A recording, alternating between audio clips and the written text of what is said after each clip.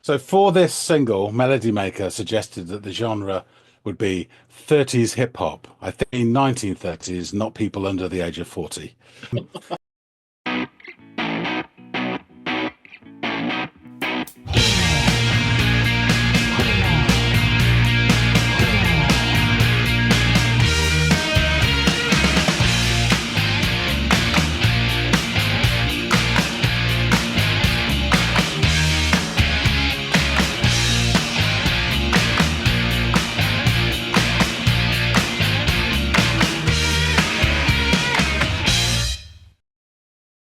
Hey, everybody out there. Welcome back to another episode of the Audiophiles. I'm Andy, that's John, and it's time to dig into some music.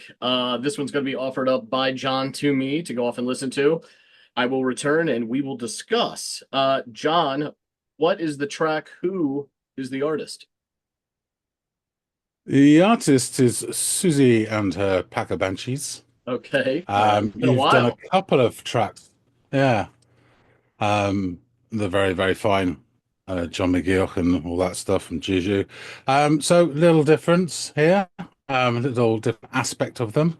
The track is called Peek-a-Boo. Peekaboo. Okay, all right.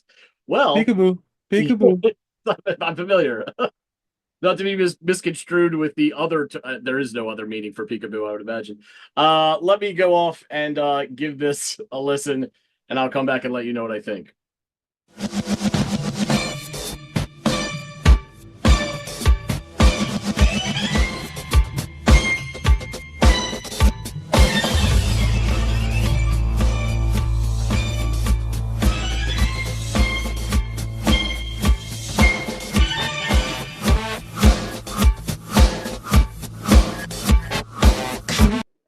Okay, this starts off really interesting. There's kind of this frictious sound, and it sort of sounds like it's something that's like sampled or manipulated. You often get that kind of sound with when you're sampling and kind of maybe looping or manipulating some sort of pre-existing sound. It kind of has that vibe to it. Um, there's also something like some sort of, I don't know, it's kind of symphonic, like strings. I'm sure that they're synthesized. I doubt that they're real. I don't know. John can confirm that for me. Either way, they're there, and I'm picking up on it. But it's got this really interesting. There's also like this sort of hi hat clasping kind of sound that I think I'm picking up on as well. It's all really interesting and kind of like a little funky in its own right. But it's definitely got this sort of, I don't know, this sampled or manipulated kind of sound to it that is interesting. And I'm assuming for whatever exact year this is, I'm not sure. It's probably a little ahead of its time, I would think. Anyway, again, that's something that John perhaps can shed light on, but interesting start nonetheless. Pin up the backstage, linking into dark stars. Listen, certain back chase. Tip back, out. She has many gases. Do what you want her to. Playing dead and sweet submission. So with your turn on cue. Peekaboo, peekaboo, peekaboo, peekaboo.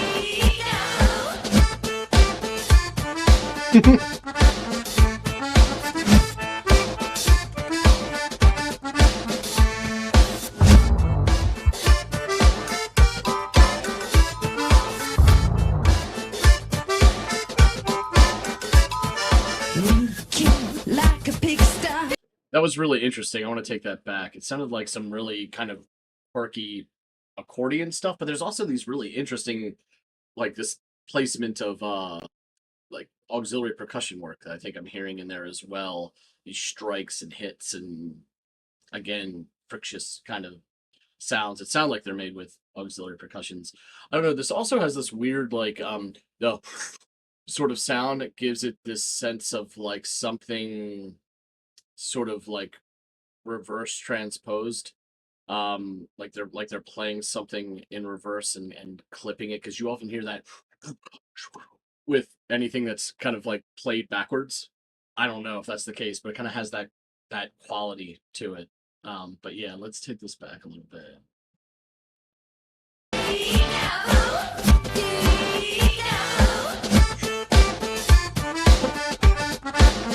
Also, is that a plague doctor playing the accordion? Multi-talented.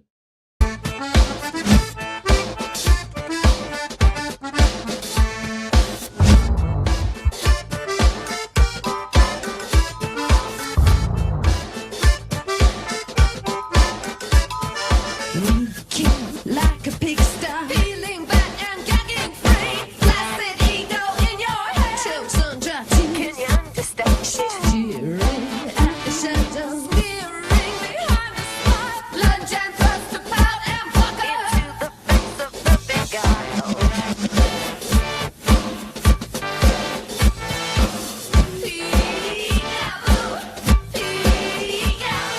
Golly jeepers, where'd you get those peepers? Peep show, creep show, where did you get those eyes? That reminded me of that old, really old jazz song. I think it's Jeepers Creepers. Yeah, not in stylistically or anything like that, but just the the overall lyrical content kind of reminds me of that a bit. I also like the way that her vocal delivery has this kind of like manic all over the map kind of approach where like one thing she'll say is kind of placid and then there's this increased emphasis or like this emphatic kind of delivery to other parts and then almost this I think John has called it in the past this like schoolyard or juvenile kind of like group chanting almost like he's also said like mean girls. Now I'm not saying what she's saying is mean, but in that vein of just like you know group kind of chattery delivery, which is all really cool. I like how she's kind of like all over the map in this. It gives this sort of varied style to the vocal delivery of this, and it's like it keeps your attention, that's for sure.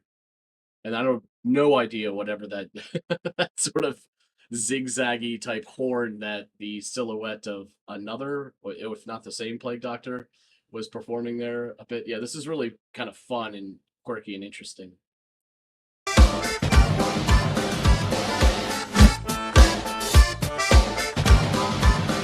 Ooh, I like those industrial drums.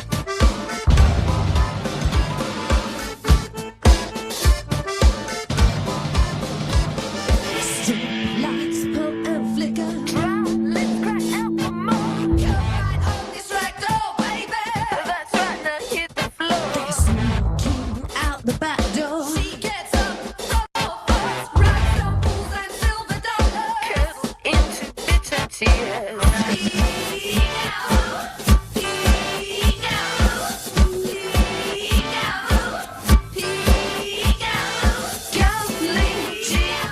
Where'd you get those weepers? Peep show, creep show, where did you get those eyes?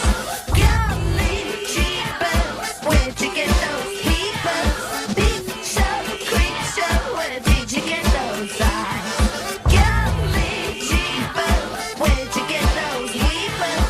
Peep show, creep show, where did you get those eyes? Where did you get those eyes? Where did you get those eyes? Wow. Okay.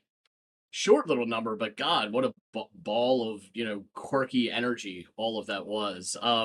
This isn't something that I would actively seek out, but there are too many redeeming qualities to this song for me not to like it to some degree. You know what I mean? It is fun.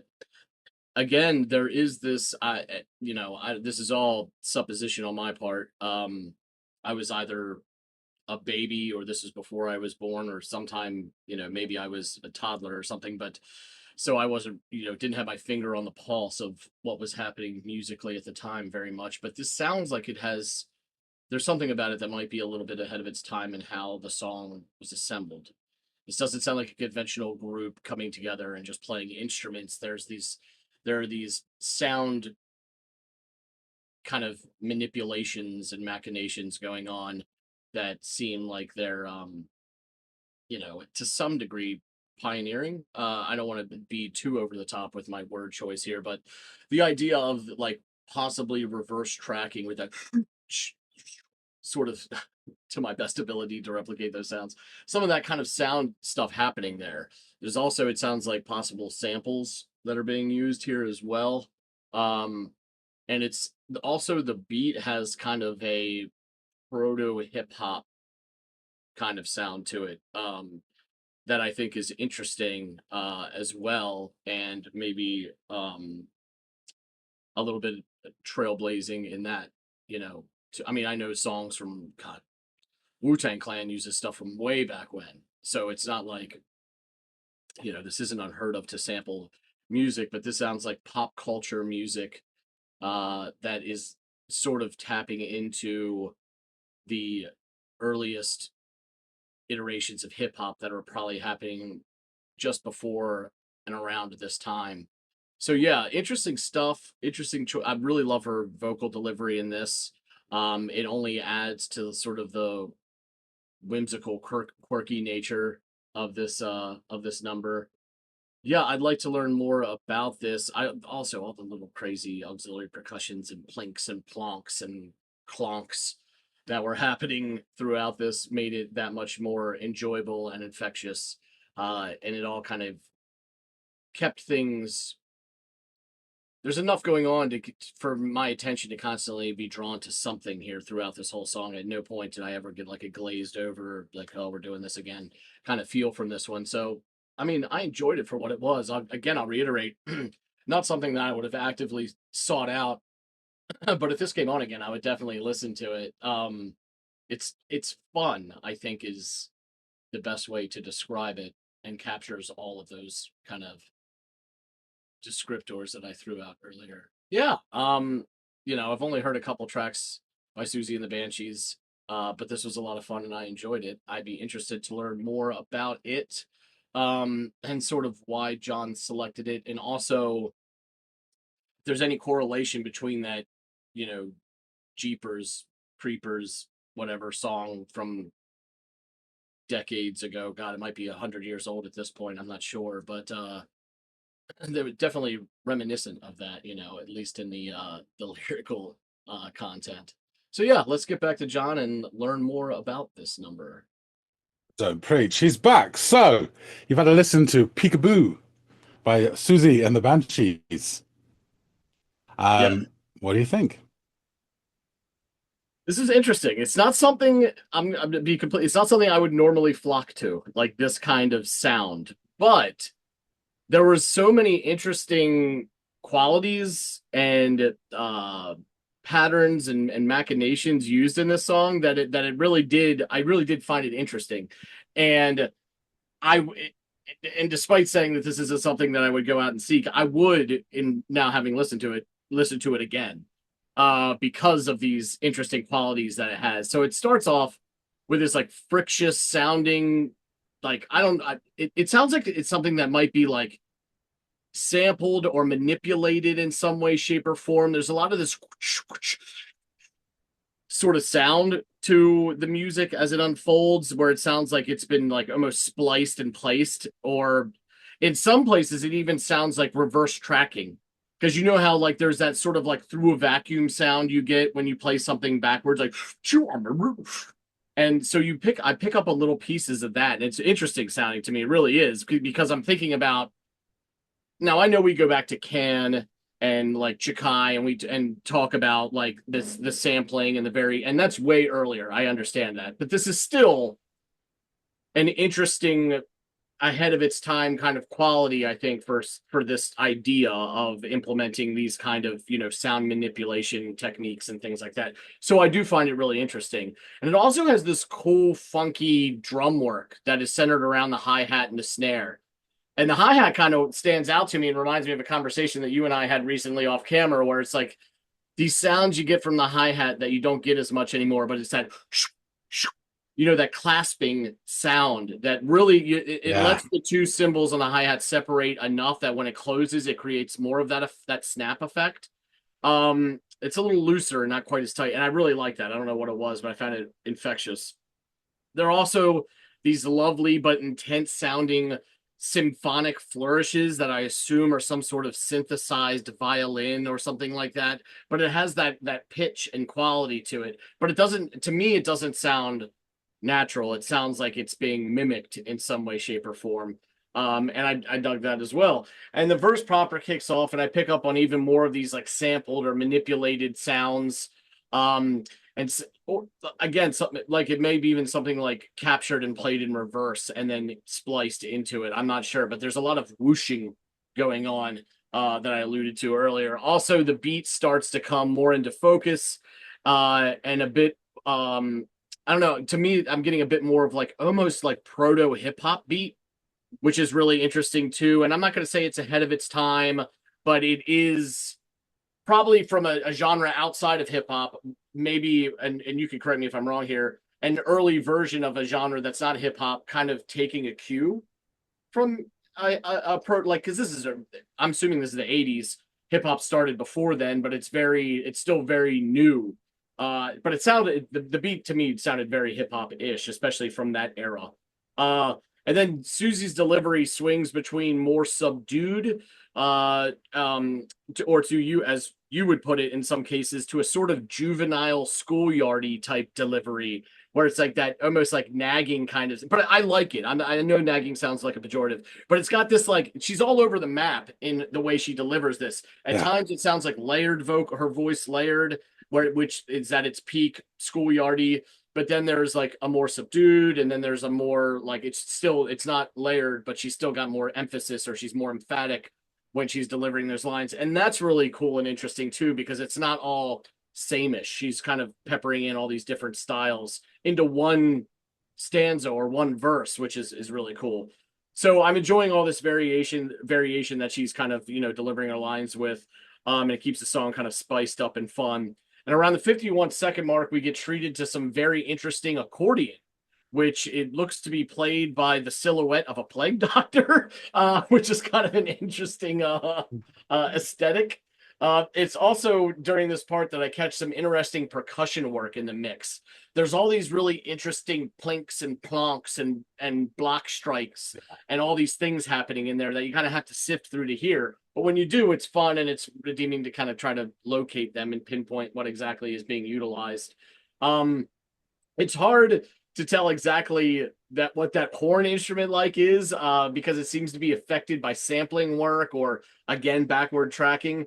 But I don't trust my instinct enough to say with certainty what's creating that sound, but it's there. I know that much. And I also know that it's not whatever that goddamn fake horn is that the plague doctor's playing too, because that shit looks like a roadway in San Francisco or something like that. It's this windy, like I've never seen a built like that.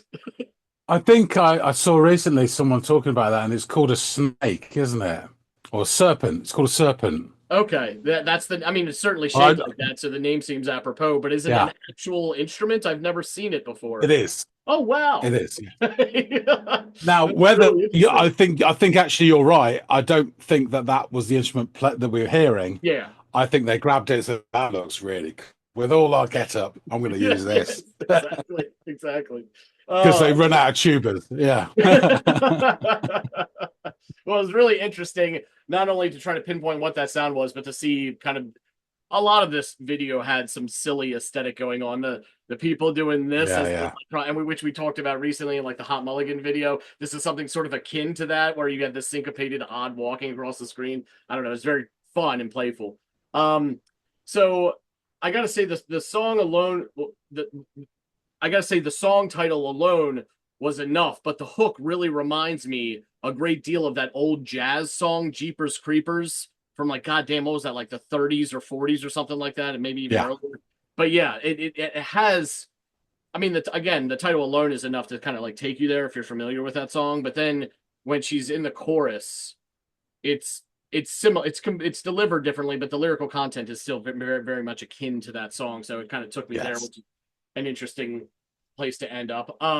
So sometime around the 150 mark, there is this interesting bit where the drums jump between the conventional hi-hat snare-driven beat to this forceful and manic use of the toms. And I really enjoyed that switch up. I don't know if they did it like 3 or 4 times or 4 or 5 times, but they go back. The drum goes back and forth from these two motifs relatively quickly, and it just sounded really cool to me. So the last 45 seconds of the song was devoted to repeating the chorus, with her asking one last time, "Where did you get those eyes?" followed by one last little flourish of the accordion, and the song ended. And this did have an infectious quality to it, no doubt. Though I don't know how thin that would wear on me after a few listens. Now, like I said, I would go listen to this again, but I don't know how close together those listens could be, or if I could listen to a whole album of something that was just this kind of style over and over again, because I could see it wearing thin on me a little bit, if I'm being completely honest with you. This one listen, though, I really did enjoy it. And there's something kind of experimental about the track that I admire as well, with the like odd reverse tracking sound and the manipulation kind of quality to the sound. This is a pop song while also not being cookie cutter, which is hard to do. So I think they deserve their flowers for that, right? Like this, I could see this being a pop sensation in its heyday, but I don't think it's a cookie cutter pop song like you get now when you hear a pop song and you're like, oh my God, I've heard this like 15 times over the last 20 years. You know what I mean? Something it's its own sort of thing. So I think that deserves recognition, even if it's not a 100% my cup of tea. You still have to recognize what it is. And there's just enough in the way of like early hip hop methodology to make it stand out from what was likely the pop of the time around this era. So perhaps they were a couple of years ahead of their time in that regard. I'm not really sure. These are things that you can kind of like help me put a bow on and get a better understanding of. I don't know, but I'm sure, like I said, that you do, so you can help me with that. So please tell me more about this odd, quirky, fun track. Yeah, it is. Thank you for that, Andy. Some interesting points. It is really different compared to when we were listening to stuff before, like Monitor, etc. That guitar was quintessential post-punk, and John McGill's leading the way. And previous Siouxsie and the Banshees stuff, you know, sort of heralds the dawn of sort of gothic rock as well. And then when this came out, it really, really surprised me. There's such a different sound. They had done a few little bits and pieces before, which were quite interesting. They did an album of cover songs. They did a great version of The Passenger by Iggy Pop. Really, really good.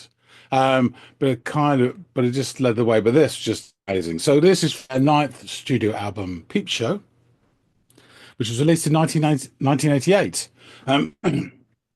We've covered a couple of Siouxsie songs before. I put them together with this in a playlist, and so you can go and check them out. It's more about the band and how it started, etc., etc. Link down below.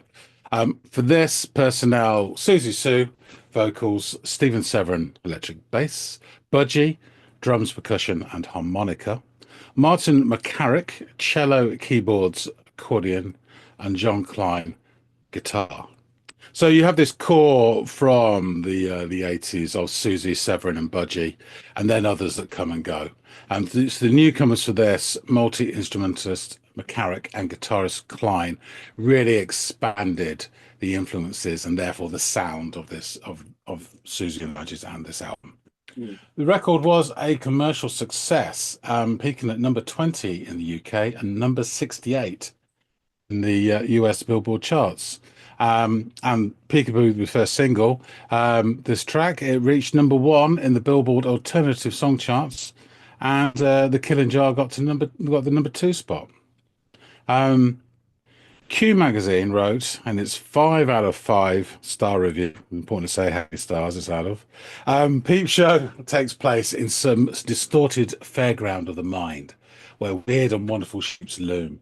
Yeah. Martin McCarrick's accordion that pokes its way into Peekaboo, a carny piece of musical imagination. The rest of the record bursts with similar acts of imagination. Let's go to McCarrick for all manner of shrewd decorations, and drumming Budgie for endlessly inventive rhythmic work that managed to pinpoint the tension inherent in each song without ever lapsing in obvious beat. And I'll just say that I think some of his percussion work in this track alone is just really, really interesting. Yeah. Melody Maker highly praised Peekaboo and called it quite the most astounding British record of 1988, a brightly unexpected mixture of black steel and pop disturbance. Uh, Record Mail said, brim of confidence, Peep Show is a Banshees' finest hour. So you're getting the picture. So Spin said that Peekaboo with crazed assortment of fairground accordions, abrupt horns, distant to and fro vocals, exotic, erotic, a dance floor winner for sure, and all of 3 minutes short. Yeah. Stereo review wrote that the record was a fascinating plunge into the subconscious, dreamlike and hypnotic.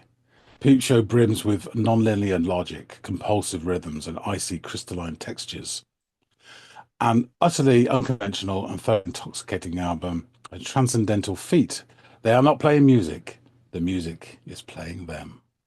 So, Peekaboo itself, the song's peculiar sound is due to its experimental recording, which was based on a sample. So the song was actually built on a loop in a reverse of a brass part with drums, which the group had previously arranged a year before for a cover of John Cale's song Gun. So you got this, and you're right, you're hearing that drums and percussion backwards. And so you get that sort of rasping breathiness. The band selected different parts of the tape when played backwards, editing them and then re-recording on top of it, adding a different melody plus accordion, a one-note bass, and a jarring guitar. Drummer Budgie also added another beat. Once the instrumental parts were finished, Siouxsie sang her lyrics over it.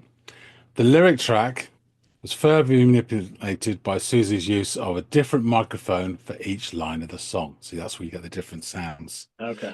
It took the band a year to arrive at the result. I think back then in 1988, that's something for a single.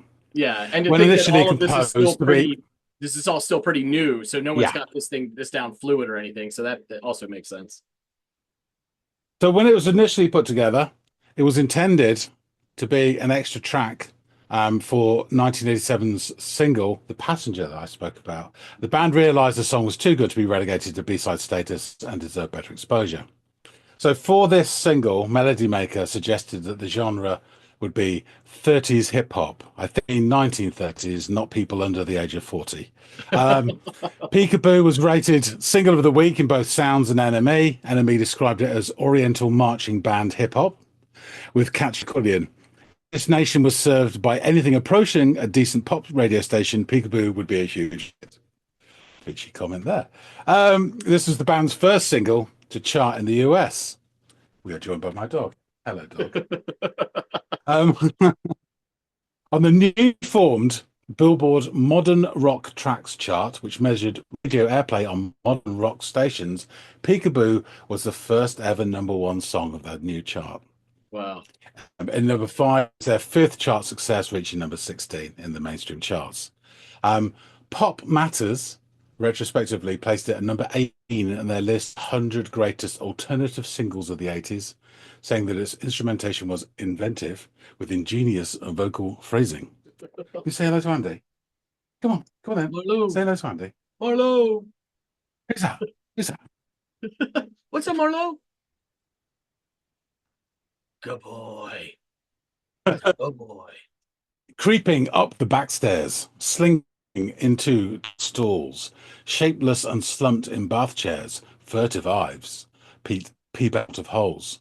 She has many guises. She'll do what you want her to. Playing dead and sweet submission. Cracks the whip, deadpan on cue. Peekaboo, peekaboo, peekaboo, peekaboo. And then accordion. That's the universal sign for accordion. Of course. Reeking like a pigsty, peeling back and gagging free. Flaccid ego in your hand, choke on dry tears, can you understand? She's jeering at the shadows, sneaking behind a smile, lunge and thrust to pout and pucker into the face of the beguiled. Peekaboo, peekaboo, peekaboo, golly jeepers, peekaboo, where'd you get those jeepers, peekaboo? Peep show, creep show, peekaboo, where did you get those eyes? Accordion and percussion. Strobe lights, pump and flicker, dry lips crack out for more. Come on, bite on this ragdoll, baby. That's right, now hit the floor. They're sneaking out the back door. She gets up from all fours. Rhinestone fools and silver dollars curdle into bitter tears. Peekaboo, peekaboo, peekaboo, peekaboo, peekaboo, jolly jeepers, peekaboo, where to get those weepers, peekaboo, creep show, peekaboo, where to get those eyes. Again, repeats a couple of times. And then, as you say, if it finishes, where did you get those eyes? Where did you get those eyes? And that finishes.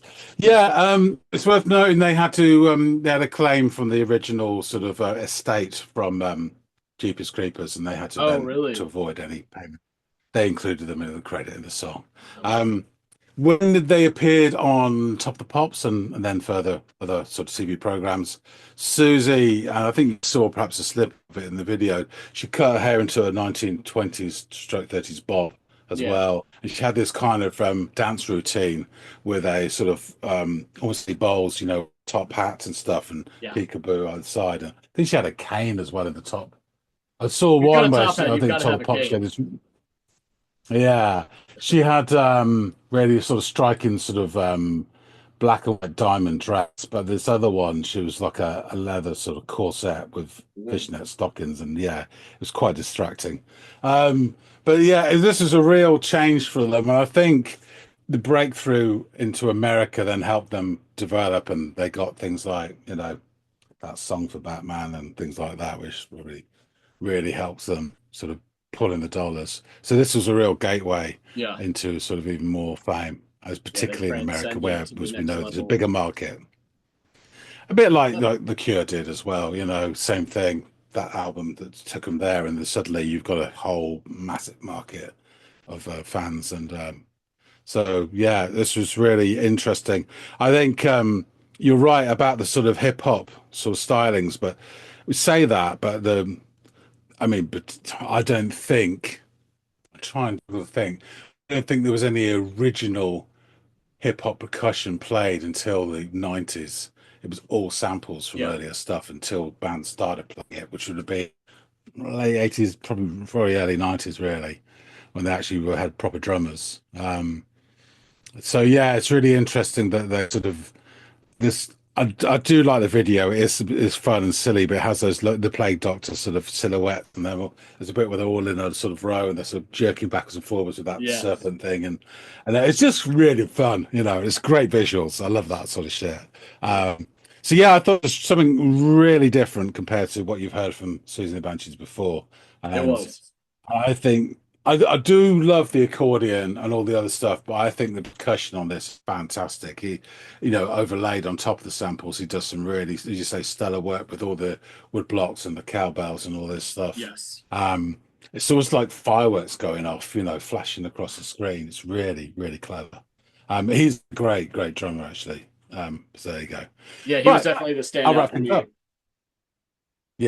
Yeah, too right. Right, I shall wrap things up. Thanks for listening to this, Andy. Thank you. Folks out there, what do you think? Hit the like button if you like this, please do, and drop some comments. What do you think of this track, this album? Killing Jar is a really good song as well. There's a few others. It's a decent album, actually. It's not my favorite, but it is a decent album from them. So yeah, tell us what you think. We'd love to hear from you. If you haven't subscribed already, please do. As a evil supermarket says, every little helps.